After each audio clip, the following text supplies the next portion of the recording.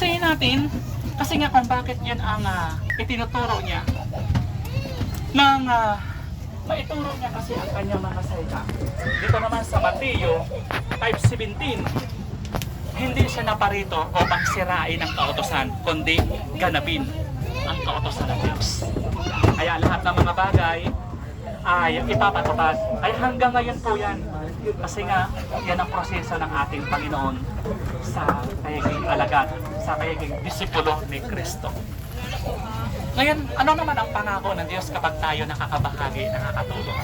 Sa Bible po, sa ikalawang, sa 9 verse 7 and 8, ang sabi diyan, at maaaring gawin ng Diyos na ang lahat ng biyaya magsipagsagana sa inyo sa lahat ng mga mabubuting gawa.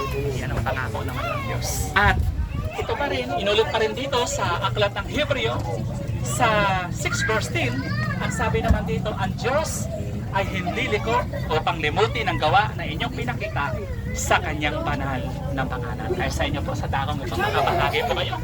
For God's mission, halad kita. Makabahagi po kayo. Kanabang ka mo.